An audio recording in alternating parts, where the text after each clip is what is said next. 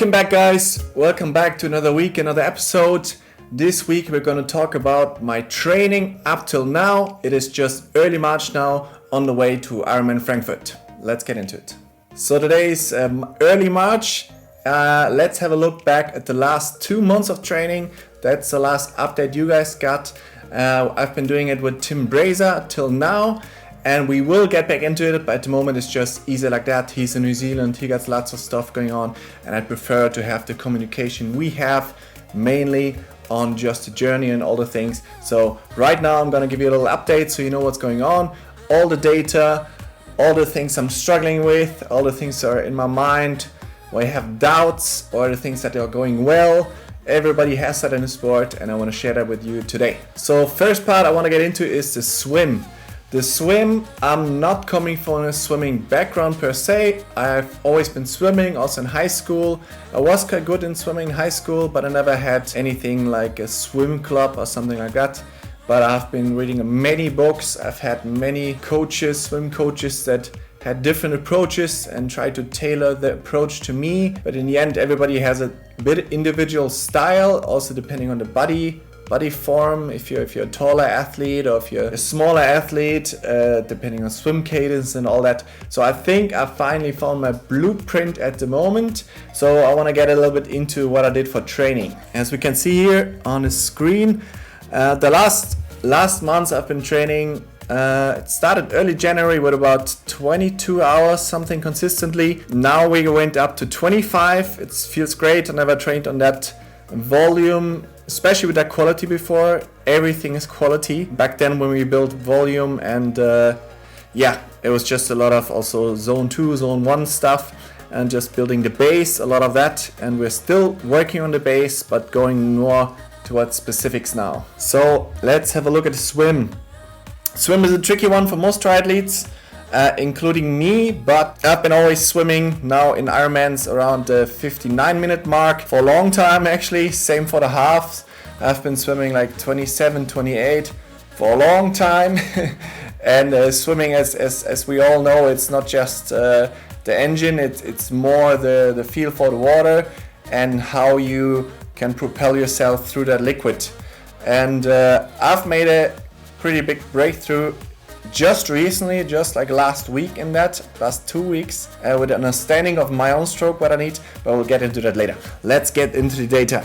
So one of the big swims I had since then, I have it once a week, is a CSS session that's basically threshold 2,400 meters in total. Here's an example of that. So you would have all this as a warm-up, and then you have 6 times 200 meters. This is long course meters, so it's a 50-meter pool I always swim in. Lucky with that in Zurich, Switzerland, there are quite a few of those around, indoor and outdoor. We're really spoiled with that, but outdoor is of course closed at the moment. But 200 meters, 6 times 200 meters at threshold, leaving on 310, plus 2 times 100 at threshold, leaving on 135. No rest in between, and then right into it. That is worth 2,400 meters. I did my threshold sets between 2,000 and 2,400 meters, and they are hard, but in swimming it's such a fine line between pushing or effort and quality of stroke, because effort, unfortunately, in swimming is great in running and cycling. Especially cycling, high effort is just high numbers, but swimming doesn't behave that way. So I'm always hyper aware. That's why the swims are cognitively taxing of my neuromuscular system, what the muscles are doing. You see it right away as well. If the effort is too high, your times start to drop. So at the moment for the hundreds, I'm sitting at the 118-minute mark. And consistently, of course it varies with days, sometimes it's 2 seconds slower or something, but 118 is mostly my number, and that is 107 in short course yards. Some swim conversion said that. I just want to, for the US guys out there that watch this, that they know what's going on with the meters here, different metrics. And so 107s for short course yards, apparently. We'll see. I never swam, only in Hawaii I swam once in short course yards. It is for sure quicker. So I'm doing that for the hundreds, and for the 200s I'm doing 245, which is a 224 for short course yards. Consistently, then you have like 20 seconds rest or something, then you go back in it. That for 2,400 meters. It's a hard set, but it requires constant focus. the thing is now, we still have time, right? Ironman Frankfurt, my big goal for the season. We are 3 months away. Is that true? No, a bit more. 4 months. 4 months away of that. So I think we're on a good way, but we have to stay focused, because what I need to be doing, especially for a set like this, in order to hit the 122 average or have like a 52 non-wetsuit without salt water, it's a sweet water, and most likely it's without wetsuit. That's the slowest version you can get in open water swimming. Hawaii is quicker. When you swim in Hawaii, there's lots of salt and you stay up on top of the water much more easily. So that one I want to do, but I need for that, just before Frankfurt, I need to be hitting those. So it's still time, but I gotta stay focused. So what I need to be doing with a set like this, for example, I need to be doing the hundreds in 114, 115, and that is 103 short course yards. And the 200s I need to be doing in 230, so arriving in 230, and short course yards, that is a 212. Those times I need to be hitting for my threshold set if I want to be having my zone 2 for the 52-minute swim. 51, 52, 52, 53, 52, that is the goal I set, so I want to be in that range. So yeah, that's that for the swim. I've been swimming 5 to 6 times a week, mostly 5. Mostly spend at least 90 minutes in the water. Sometimes I'm 2 hours at the pool, because I always do a dry land warm-up. I'm gonna be doing a video about that as well, my pre-swim routine, because as we know, swimming is about neuromuscular stimulus. So if you do on dry land before, already prime your brain for the movement, make sure all the joints are free. You can do some quick checklists there. And mobility is good, activation is good, and then you're swimming from the first stroke on better, instead of needing like 500, 600 meters or 1000 meters to get your stroke right. You can quicken the process. So I mentioned about the swim, one thing I changed about my technique, that is actually, I listen to a lot of podcasts also about swimming, and the Effortless Swimming Guy, great YouTube channel by the way, he talked about, all the things they say I've heard before. I've been researching this for 10 years now. There's nothing new out there in swimming, but one thing he said that really clicked to me is slow to fast. The pull of the stroke has to be slow to fast. And then I realized instantly, without having a video necessary, I know I'm doing that wrong. When I'm swimming easy and moderate, I do that. When I say, hey, it's time to go, it's time for effort, I know for a fact I will be pressing down in the water. In the front, actually do quick pull to slow. And in the front here, overhead, your body doesn't have a lot of strength, and so that's not gonna work. So what I did now, one good drill, you're like kicking on the side, I do it with a snorkel, and you really have your scapula in this position and have the catch like this. Just that you know, also with the head to the side when you're breathing, how does it have to feel with your scapular fixation to have this catch, and just focusing on slow to fast. One thing also didn't know, I never heard it before, but I just thought about it today during swimming, that when you swim, you create speed not through cadence with your arms. Yes, in theory, yes, but I think a much better cognitive tip for that is body rotation, because when you rotate your body, you automatically do the push. So what I did now, for example, if I wanted to go for an easy pace to a quicker pace in the water, I was more thinking, okay, increase your body rotation a bit more and kind of steer the technique through that. In running, you do it with your arms. In cycling, okay, that's not really necessary. You just stomp more down. So that's what I did in swimming. And muscular wise, I noticed my rotator cuff, my shoulder, I really had to work to do this new path of swimming. But I have a very good feeling, and also the VO2 swims I did, 50-meter VO2s, I did them all in 35 seconds now. It's a bit slower, I did them quicker before, but I feel like this is now a pace I can maintain for 100 meters and stuff like that. So I'm on a good path there, so I'm gonna be checking in for sure with the swim soon again. But let's go into the bike. Okay, so as you can see here, we are in the week of February 21st. What we started doing on the bike was what I always had as a weakness. Not weakness, it was more related to what I couldn't do, which was intensity. Super quick recap. For 2-3 years, through several mistakes I did, I was severely overtrained, had all kinds of things from heavy metal poisoning to too much stress, to cutting sleep, to having a not bad diet, but way too little calories involved in that diet. And yeah, that broke me for a long time. But now we are back in the business and we can do also intensity, and we can finally, with the new Canyon bike that I have, and John, my friend, John Middlewick, Carbon Endurance, he helped me once again. We always tweak a little bit with the position. I did have always pain on the bike, so if you're someone that's struggling with pain in your calves on the bike, that can very well be not just lack of flexibility. That's what I did a lot. I stretched a lot, but it wasn't actually that, or like mobility of your back. With me, it was more that the insoles that I had, they were kind of done. They were through in the shoe itself. So what happened was, each time my body was trying to put pressure on the surface wasn't really right, and I kind of tipped in a little bit inside the shoe with the inner side of the foot, and that really caused my calf to cramp up. And of course your body doesn't have trust, the nervous system doesn't have trust to put more pressure through it, so you're losing probably 20% of the pressure. So new insoles I got there, and that is a massive difference. Changed the saddle position a little bit back, and now I can really crank it. I have zero pain per se through like these muscle things, normal effort pain, but I really had nasty pain for a long time, and it was probably a few things, but yeah, anyways, I'm happy now that this is solved. And let's get into this. One of the sessions we're doing is of course let's start with the VO2 max. We're working on that. Okay, so regarding cycling, we're having a cycle 4 to 5 times a week, but one of the quality ones here is, for example, what we did, because I always said, hey, I lack strength in aero position. The only power I care about in all the tests I do, every single effort I do in aero, because it is so different, even for the hip angle and all that, to create power sitting up. It's completely different sport, and some say, just do a few weeks before racing. I don't think that's enough. If you want to be racing 180k in your aero position, cranking that power, your muscles and your system needs to be so tuned to that position, or you will not be able to hold the power. That's my belief, and that's why I'm doing every single thing in aero position, except the long ride at the moment when I'm far away from the season. I do it sometimes on a mountain bike outside just to mix it up with some nature. So this one here is several sets of 1 minuters, 1 minute low cadence grind.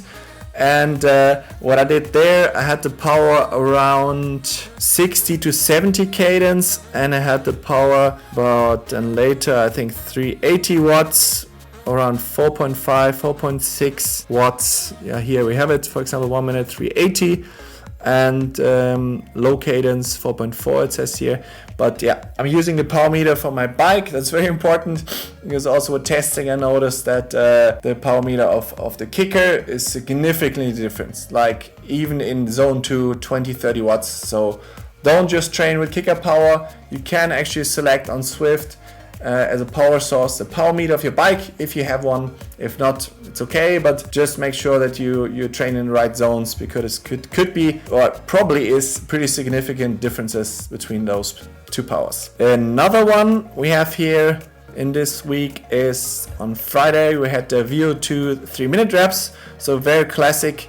We had 4 times 3 minutes, really cranking it, VO2 stuff. Where we at? Yeah, I did that all in aero, of course. 384 watts and 4.5 average watts per kilogram. See, the heart rate on average is not the highest actually, but it takes a while to get up anyways. There I noticed, especially in the beginning, I just lacked the strength to produce that power. I wasn't cardiovascular wise so much maxed out. It was more the raw strength in aero, and I'm now getting significantly stronger through all this. So we're going to be focusing on VO2 and strength on the bike for another 6 to 8 weeks, I think, really long blocks, because this is by far the biggest one for Ironman Frankfurt, right? I said I want to bike 300 watts average, normalized power, whatever, for the whole, not the same, not whatever, but for the Ironman. And that's going to be the biggest challenge of my 3 disciplines for sure. So that is a very high number, very high. I'm aware of that. I've had this threshold 330, 340 watts forever, like literally since 2014, I think. I mean, different power meters and all, but pretty sure. So, I mean, now we're finally going into all this, and it's really going upwards, and we're going to be doing frequent testing. In another 6 weeks, we'll do another one that I can show you the data of all of that test of the testing I did then. But yeah, I need a threshold of 370 watts for sure. So even if I'm at the moment at like 340, I think it's not very high, 330, 340. But I gotta get that up, and this is for sure making it up, because it needs a massive engine to do 300 watts for 180k and be able to run off. That's a difficult end, right? We still have time, and now we're going to the quality. We just did zone 2 and base until then, so I'm excited, and I hope that we can make it until Frankfurt, although I'm aware it's a very, very big goal. But no doubts, let's go. Okay, then let's go into the running. There I've made massive gains. I've made gains in all 3 sports for sure. But the running, they had a really breakthrough run. On early January, there was a 12.1 hilly run race. And it was, I think, always 2.5k climbing up and then 2.5 down. And there are like 2 loops. So I really like quite a bit of elevation, and I'm super happy there, just the way I felt and the way I could pick it up at the end. It's crazy despite the hill. It's really cool. I was so happy with that. And here, if you see, click on lap, they had 3:36 minute K average for that hilly run. That was really something I'm happy about. I could do a finish sprint, even just there was a little battle there, and I won the battle with the last guy. I got him. It was just for fun, right? Yeah, so I'm super happy with that. This should say that I should have a running threshold of 320 minutes per K, and that's how we are at the moment. Also, we could analyze that from data here.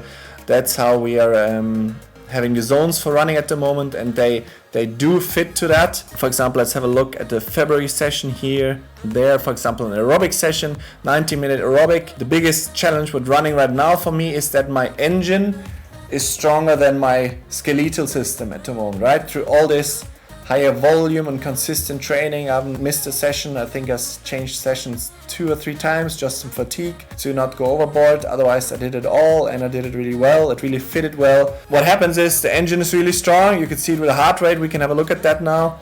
That an aerobic run now is almost a half marathon. So I do the warm-up still.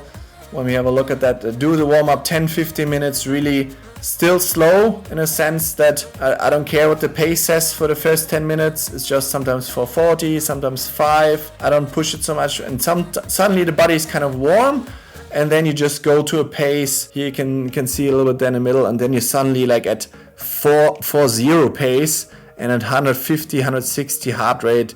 I never had that before. That's shocking, so I don't even look too much at the paces right now. But the cool thing is about this, that we're really spot on in the right zones. You can check this here, for example. Let's check the heart rate. So this was an aerobic run, so like a zone 2 run. And as you see here, I spent, the beginning was recovery, that was the warm-up with a heart rate. And then endurance is, my heart rate is 149 to 167. And for those, I only go like mid zone 2. I don't want to go high zone 2, because that is like LT2 runs. Sorry, LT1. High, that's like Ironman pace. I don't want that. But I want mid zone 2 run. So I aim around 160 heart rate. And already at that, I'm like going then eventually 4:0 pace, which is crazy. So I never did that before. But I'm very aware. It's now getting better. That's like the recipe for injury, right? If you just push in every run and you're so hyped by the numbers, which I was, it's like every single run, let's go like this. So on purpose, I didn't do this. The smart physio came out and tried to be conservative. I always go with the body. I do extra body work for that, and I just, if my body is tired, for example, I do a run off here. Let's say the day afterwards, I had a run off. Always do that, 30-minute brick session. What average was it there? That was really low, 550. That's really slow. Was a drill and jog, but there's always some elevation in there, but slow. Yeah, sometimes I go quicker, sometimes slower. It's really, it all depends. At the moment, I know my body is going through so many changes. So for running, the goal for Ironman Frankfurt is a 2:55 marathon for sure. It's like a 4:09 average, 4:10 average, let's say. Also a very difficult goal, I'm aware of that, especially because Ironman Frankfurt is a very hot race normally, very hot. And if you've been at that race, you have to imagine it's like really in the center of the city. There's some skyscrapers, there's a little river there, but the air is so, not dry, but it's like zero wind, so sticky city air. It's really horrible. It's even Jan Frodeno said that it's like worse than Hawaii. And I've done Hawaii twice, and I've done Frankfurt 2014 once. where it was ridiculously hot. I never felt that hot. Zero prepared for that heat. So that puts an extra challenge, but I wanted to be hot and I want to be running a good Ironman in the heat, because long distance triathlon that I want to do, what I'm doing, is all about Kona. Nothing else matters basically. So I know, okay, I gotta be running well in the heat, so I hope it's as ridiculously hot as it can be, because I'm preparing for that. I'm preparing for the heat already, and yeah, so let's see, huh? For running as a goal, we have now in early April, in about a month, I will do a 10K. Also back then I said, when was that? In November, I made a video about my goals. You can check that out as well. I want to be running like a 33 something, 33:30 for 10K. That is something we want to do early April. I hope that will work. We don't specifically train for that now, because really the bike is the biggest one. I have to push the needle up. Most important one for sure for that goal. But I'm also curious, that's what we're going to test now. How does all this new zone 2 running, right? Like I said, I never ran at 4:0 pace, 4:10, 4:15 for long durations in zone 2 heart rate. I never did that. So that of course changes your threshold, that changes the whole system in running as well. So I'm really curious, and we are both curious, Tim Brazer and I, the coach, what does this result in a 10K? Because I did once push a tiny bit, like a little bit quicker effort.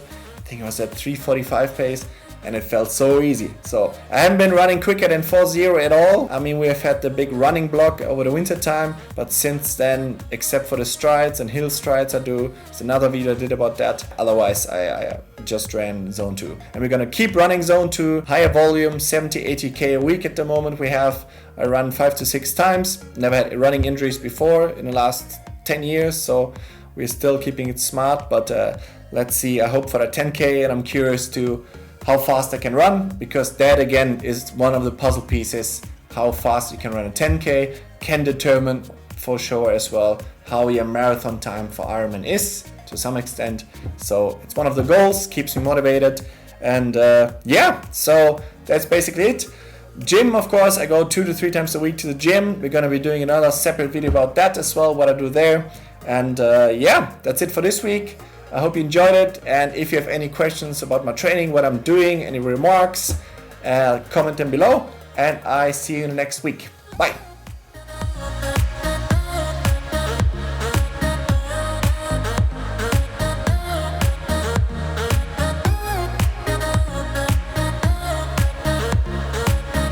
Guys, I hope you enjoyed the video. You can really help me out if you like and subscribe, push your notification bell, comment below what you want to see next, and I see you in the next video.